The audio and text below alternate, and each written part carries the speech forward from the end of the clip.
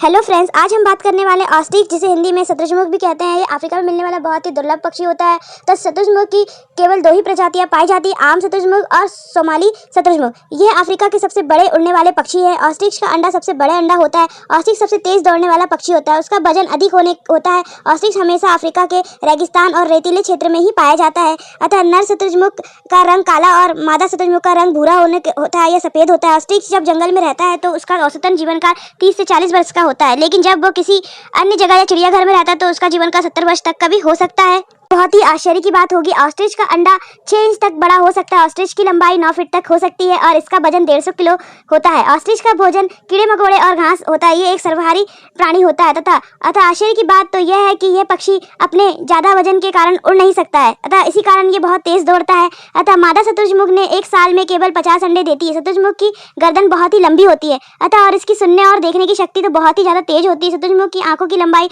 2 inch तक होती है, जो कि इसके दिमाग से बहुत ही बड़ी होती है। अतः बहुत ही आश्चर्य की बात तो है कि शतरंजमुख बिना पानी के भी बहुत देर तक जीवित रह सकता है या बिना पानी के भी रह सकता है, क्योंकि इसकी पूर्ति भोजन से ही होती रहती है। शतरंजमुख जब भी दौड़ता है तो वह अपने पंखों का बैलेंस करके रखता है, जिससे इसे तेज दौड़ने में मदद मिलती है। शतरंजमुख के भोजन को पचाने के लिए शक्ति बहुत ही तेज होती है, जिससे यदि यह कंकड़ भी खा लेता है तो वह भी पच जाता है। और तो और आश्चर्य की बात है, शतरंजमुख के पैर इतने ही शक्तिशाली होते हैं कि अगर किसी भी जानवर को मार सकता है। और तो और यह शेर तक को भी अपने पैर से लात मार के कई मीलों दूर तक फेंक सकता है।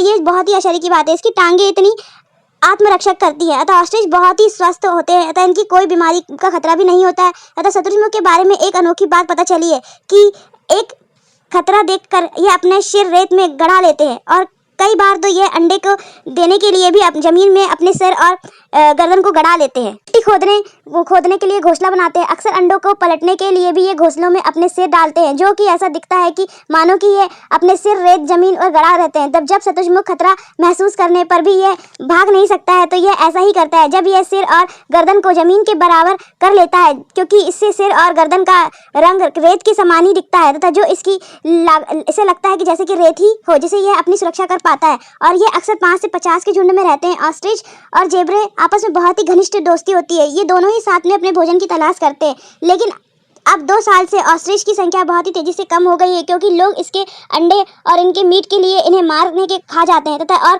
इनकी चमड़ी की लालच में इनका बहुत तेजी से शिकार हो रहा है। अगर आपको हमारी जानकारी अच्छी लगी है तो प्लीज़ हमारे चैनल सब्सक्राइब कीजिए। अगर आप किसी और टॉपिक में भी वीडियो चाहिए तो वो भी आप मुझे कमेंट में बता सकते हैं, मैं उस पर भी वीडियो बना सकती हूँ। जय हिंद, जय भारत।